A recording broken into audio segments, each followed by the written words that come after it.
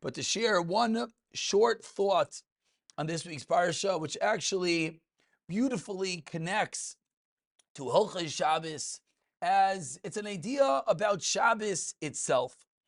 And the idea goes, it's a little bit of a deep idea, but we'll say it in layman's terms that we could all understand. This week's parsha, we have perhaps the worst event ever, which is the greatest event ever, which is the breaking of the Luchais. Terrible, horrible moment in history. The tablets written by God Himself were destroyed. And yet, the Torah concludes that this was Moshe Rabbeinu's crowning moment, says Rashi. That Moshe Rabbeinu was willing to part with the Luchais. And there's an incredible, we could call it a medrash, I guess, that says that what happened with the breaking of the Luchais, what happened when Moshe Rabbeinu came down and he sees Klal Yisrael dancing around the Egel Hazav. Of course, the message being, you could do something wrong, but why dance?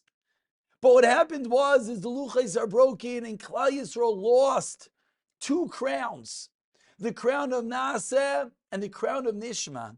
They prior heard Matan Torah, they accepted the Torah with those incredible words, but now through the Egel Hazav, unfortunately, they lost both crowns. And the real question that many think about and deal with is, why did they lose both crowns? It seems Naaseh means to act and Nishma means to listen.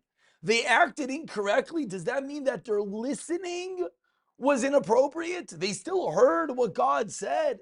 So why did they lose both crowns? And there's a beautiful Sfas Emes that teaches us the reason being is that when it comes to physical and mundane actions, the two are intrinsically connected. If one acts incorrectly, that means his mind is not necessarily on the right page. That means he's not hearing correctly. But says the Sfas Emes, there are two areas in which one of those crowns still exists. Says the Sfas Emes that on Shabbos Kodesh, we still have the crown of Nishma. Because on Shabbos, there's no Naaseh. There's no actions that we do. And therefore, it teaches the Sfas Emes that on Shabbos, we have this otherworldly crown. Also, in our das, in our mind, we have that crown. Whatever that means, we're not going to talk about. But he says Shabbos is lamala me'asiyah v'ateva. Shabbos is not part of this world. Shabbos is from a different realm entirely. So on Shabbos, we have the radiance, the splendor of the original Luchais. We have the bliss of a world before the sin of the ego. And we have the serenity of that as well. And that's something that we could tap into. And on every Shabbos, as the world comes to stop, as the candles are lit, as we walk into Shabbos and we receive that extra neshama, let's realize we're getting that crown of nishma again. We're going back to a time when we heard the words directly from God. And through that, we could tap into this day of Shabbos, a day which is from Olam Haba, a day which Hashem held in his storehouses, his treasure house. What do you keep in your treasure chest? What do you keep in your safe? Your most precious jewels. That's where Shabbos came from. And Shabbos is that most incredible day that we can tap into.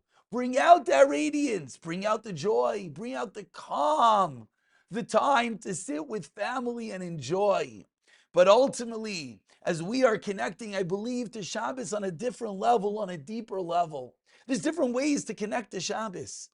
And Rosh Shimshon Pincus writes in his Sefer Shabbos Malkasa that you can learn all about. Actually, Mishnah Berurah writes this as well. They each say a different half of this statement. But you can learn all about the depth of Shabbos and the beauty of Shabbos and the splendor of Shabbos. But if you don't know the halacha of Shabbos, it's almost comical.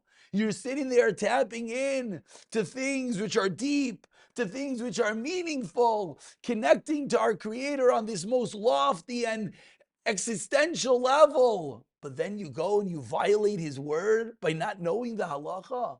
So the halacha, the basic laws, are the very framework, are the first step.